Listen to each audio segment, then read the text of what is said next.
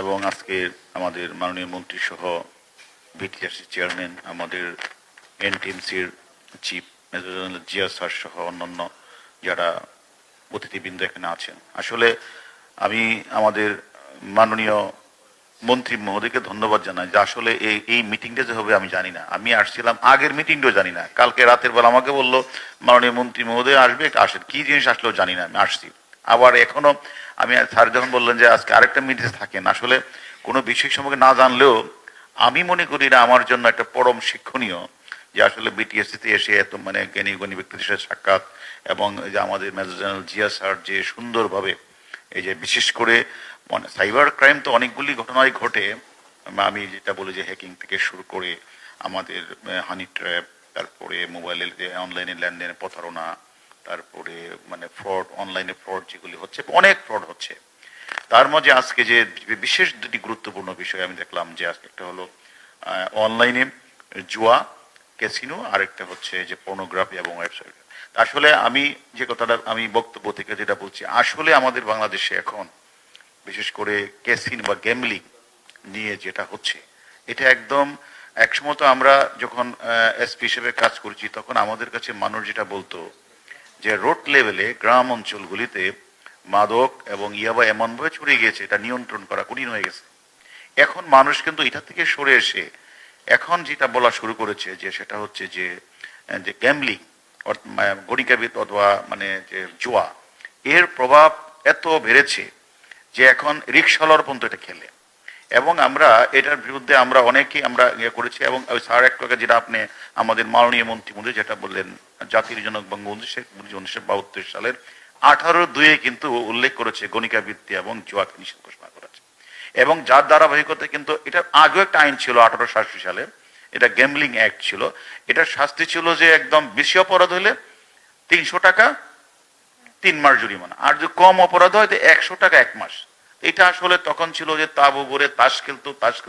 কিন্তু এখন যে পর্যায়ে চলে গেছে, এটা অনলাইন গেমলিং এ চলে গেছে। এখন তো মানে আমরা হঠাৎ করে দেখি ঘরে বসে লাখপতি করোপতি, মানে এমন একটা অবস্থা যে মানুষ যখন দেখে যে একটা যখন বাজি ধরা বা যে ঘরে বসে লক্ষপতির যে স্বপ্ন, এই স্বপ্ন দেখতে গিয়ে অনেকে আসে যে সময় কাটানো তাদের দরকার, তার একটা গ্রুপ এভাবে আসক্ত হচ্ছে। আরেকটা হলো মোবাইলে টিপতে হঠাৎ করে যে বিভিন্ন ধরনের, যে আপনি বলেন বিভিন্ন ধরনের জোয়ার যে ইয়া চলে আসে, অ্যাড চলে আসে।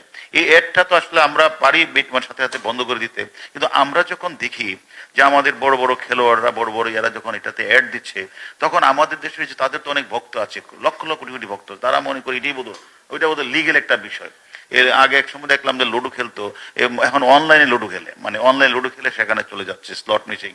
আমরা যখন বিদেশ যাই তখন দেখি সেখানে মানে বিশেষ করে মালয়েশিয়া এবং সিঙ্গাপুরে, সেখানে কিন্তু ওই দেশের নাগরিক কিন্তু ঢুকতে পারে না। আমাদের শুধু অন্য সকল দেশের লোক ঢুকতে পারবে, ওরা ঢুকতে পারবে না। ওরা ঢুকলে বিশাল, তার মানে ওরা জানে যে এটা এমন একটা আসক্তি, যে এটা মনোবিজ্ঞানীরা বলে যে জুয়া আসলে টাকা ইনকাম করার চেয়ে এটা মনের প্রশান্তি হয়ে যায় এরকম। কারণ এমন ভাবে আসক্তিতে ঢুকে যায় যে সে এটা থেকে বের হওয়ার কোনো স্কোপ নেই। কিছুদিন আগে আমরা একটা মামলা তদন্ত করতে গেছি বাড্ডাতে, সেখানে ওই মহিলাকে তার যে ড্রাইভার গাড়ি চালায়, কিন্তু ড্রাইভার গাড়ি চালানোর পরে পরে সে আবার ওই যে অনলাইনে জুয়া খেলে। তো জুয়া খেলতে খেলতে এমন আসক্ত হয়েছে লাস্টে তার যে মালিককে মেরে তার টাকা পয়সা নিয়ে সে জুয়া খেলতে গেছে, মেরে ফেলছে। আমরা তাকে ধরেছি।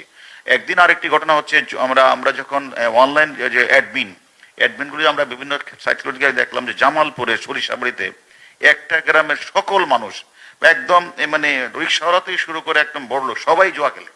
এবং সেখানে জুয়া খেলে এই পুরা গ্রামটা, একসময় আমরা শুনতাম যে মাদকাসক্ত হয়ে গেছে গ্রামটা, কিছু লোক বোধহয় ভালো আছে, কিন্তু এটা বোধহয় তারা মনে করছে এরকম যে আমাদের আলোচনা না থাকা, বিভিন্ন এড না থাকা, যে জুয়া যে মানে সংবিধান পরিপন্থী, জুয়া যে আমাদের প্রচলিত আইনে পরিপন্থী। এবং আমরা যে বর্তমানে আমরা আমাদের পুলিশ উইকে আমরা কিন্তু সরকারকে আমরা বলেছি যে অনলাইনের বিষয়ে আমাদের একটা আইন জরুরি, এবং একটা আইন বোধহয় স্বরাষ্ট্র মন্ত্রণালয় অলরেডি বোধহয় শুরু হয়েছে। সেখানে 3 বছরের কারাদণ্ড এবং 5 বছর মানে 3 বছর এবং 5 লক্ষ না 3 লক্ষ টাকা কি একটা জরিমানা, একটা আইন বোধহয় তৈরি হওয়ার পথে রয়েছে।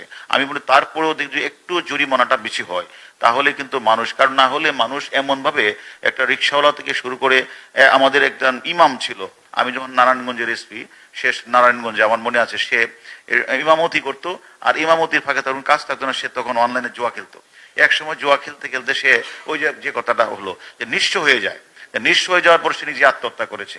তো এখন আসলে এটাতে এমন না যে শুধুমাত্র যে এখানে একটা স্পেশালাইজ গ্রুপ না, এটা সকল শ্রেণীর মানুষই এটার মধ্যে জড়িত হয়ে পড়ছে। এবং আমাদের ঘরের সন্তানরা, আলালের ঘরে দুলাল যারা রয়েছে, আমরা মোবাইল ফোন দেখেছি মাস্টার্স পাস করার পরে, আর এরা এখন জন্মগ্রহণ করার পরে তারে সে হাজবেন্ডে বাহিরে থাকে, তখন এই মোবাইলটা দিয়ে যায় তাকে, কারণ তারা মনে করে যে মোবাইলটা থাকলে তার হাতে সে তখন আর মানে কোনো বিরক্ত করবে না, সে সারাক্ষণ থেকে সাথে এই দেখতে দেখতে যে এমন আসক্ত হয়, তখন তার ভিতরে যে বিশেষ করে যে আমরা যদি যে আলোচনাটা হচ্ছে, আমি মনে করি যে এটা ভালো, এটা আমাদের শুধুমাত্র বিটিআরসি না, আর জুয়া খেলাকে শুধুমাত্র আইন করে বন্ধ করা যাবে না। কারণ এখন যে ওই যে একটু আগে বললেন যে আমাদের ডিজিটাল যুগ, এই যুগে যখন এখানে হয়, যখনই আমি বাজিটাতে ধরি প্রথম দিনে আমি 2-3 গুণ লাভ পেয়ে যাই। এই যে একটা লোভ চলে আসে যে আমি প্রথম দিনে আমি খেলা শুরু করলাম, আর বেটিং শুরু করলাম, 1x বেটে শুরু করলাম, তারপর লটারিতে এন্ড করলাম, তারপরে ওই যে আমাদের যেটা বলে যে রুলেট, স্লট মেশিন, এইগুলো যদি আমি অ্যাড তখন প্রথমেই আমার কাছে সমানে টাকা চলে আসে। আমরাও কিন্তু মাঝে মাঝে যখন বাইরে বা আমেরিকাতে যাই, তখন বিভিন্ন ধরনের যে ক্যাসিনোতে যে যাই, মানে এমনি এটা শখ করে দেখার জন্য যাই। প্রথম ইয়ে দিলি, পরপর দেখা গেল আমি $1 দিলাম, $5 চলে আসে, এবং $100 অনেক সময় চলে আসে।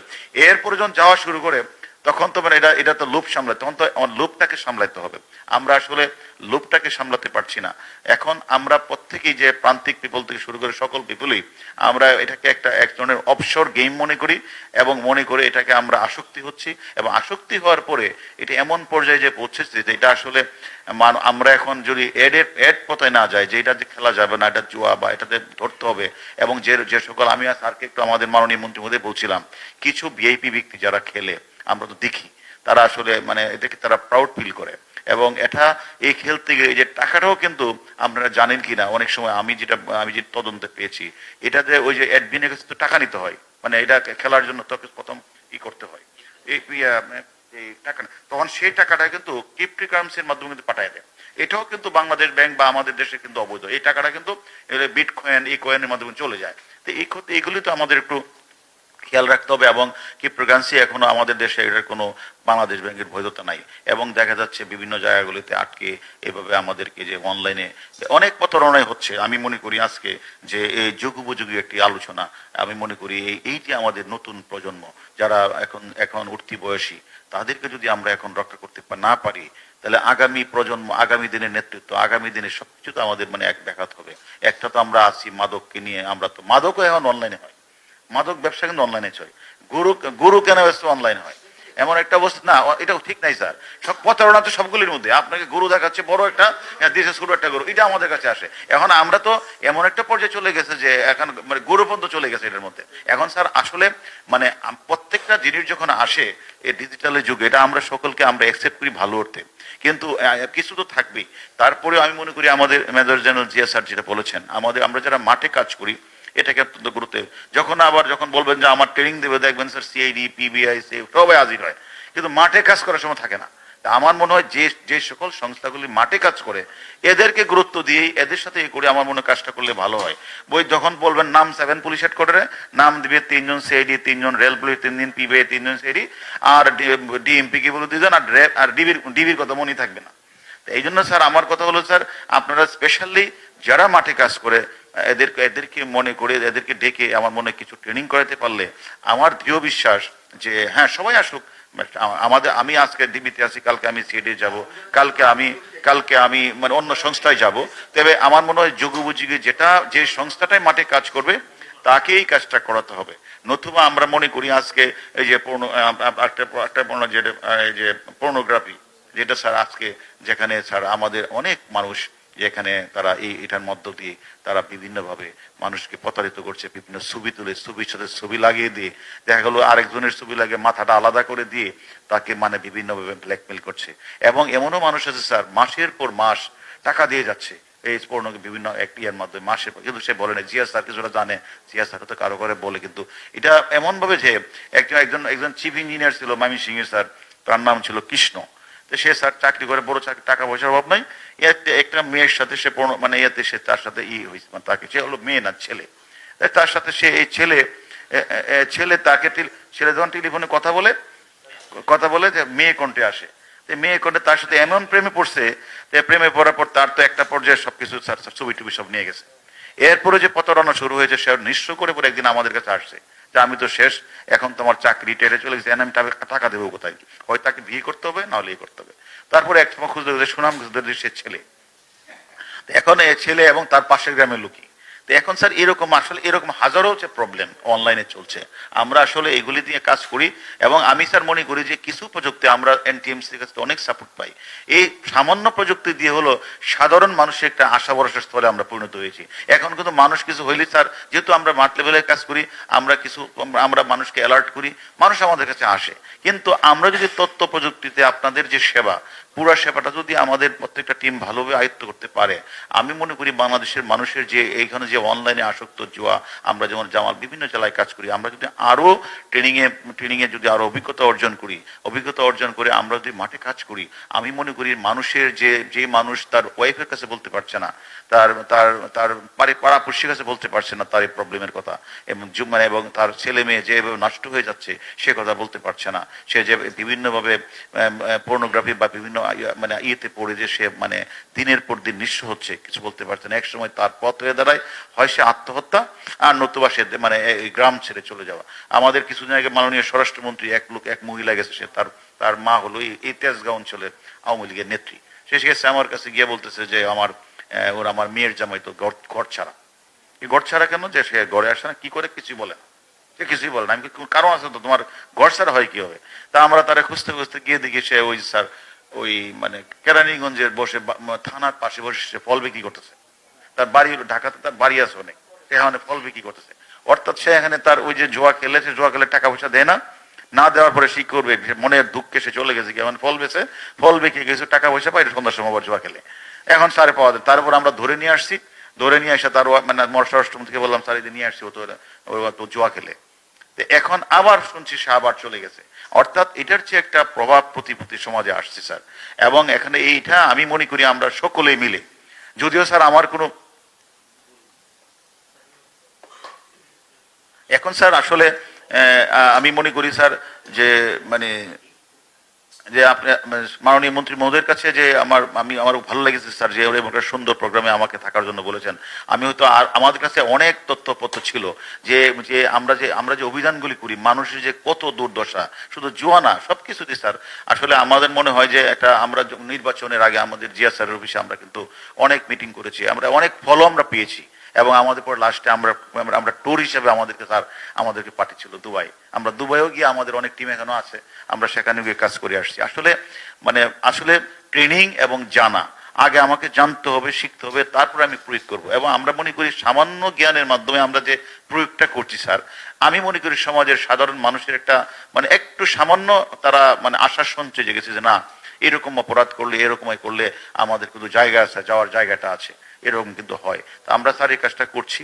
আমি মনে করি আপনাদের যে জিয়া স্যারের প্রস্তাব এবং আমারও সেই প্রস্তাব, যারা মাঠে কাজ করে তাদেরকে যদি আপনারা ডেকে এনে বা কোনো একটা জায়গায় যদি স্যার ট্রেনিং এর ব্যবস্থা করেন এবং আমাদেরকে সমস্ত সুযোগ সুবিধা দেওয়া হয়, আমি মনে করি স্যার সমাজের যে প্রবলেম এটা তো থাকবেই স্যার, একবারে তো নির্মূল করা যাবে না।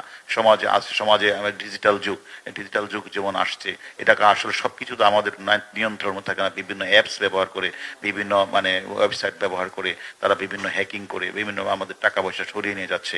এটা আমরা যদি আরেকটু অ্যালার্ট হই এবং আমরা যদি মানুষকে প্রতিনিয়ত, আমি কিন্তু চেষ্টা করি স্যার কোনো কিছু ধরার পরে মিডিয়াতে একটু বলা যে এটা করা যাবে না, এটা করলে হয়, এরকম ভাবে যে সবাই যদি বা আমার মনে হয় এরকম দায়িত্ব নিয়ে আসলে আমাদের বিভিন্ন টেলিভিশন আছে, মানে বিভিন্ন জায়গায় রয়েছে, একটু যদি স্যার যেমন স্যার জুয়ার বিজ্ঞপ্তির মতো জুয়া যেভাবে যে আপনি আসেন লাখপতি হয়ে যাবে, টিপ ক্রস করলে আপনাকে টাকা আসে, এরকম যদি আরেকটা এমন অ্যাড আসতো যে এটা সম্পূর্ণ অবৈধ, এটা করা যাবে না, এটা করলে আপনি নিঃস্ব হওয়ার সম্ভাবনা আছে, আপনি আসক্ত হওয়ার সম্ভাবনা আছে, তাহলে যদি এরকম করা যেত স্যার, তাহলে আমরা মনে হয় আমাদের সমাজকে বাঁচানোর জন্য আমরা আমরা একসাথে অনেক কাজ করতে পারতাম। স্যার আমি আপনাকে স্যার ধন্যবাদ দিই স্যার। আজকে আমার একটা জরুরি মামলা বিষয় স্যার। তারপরও স্যার আমি আপনাকে ধন্যবাদ জানিয়ে আমার অন্যান্য অতিথিবৃন্দকে ধন্যবাদ জানিয়ে আমি আমার বক্তব্য সবাইকে ধন্যবাদ জানিয়ে বক্তব্য হাফেজ। বাংলাদেশ, জয় বাংলা, জয় বাংলাদেশ, সবাইকে ধন্যবাদ। Thank you.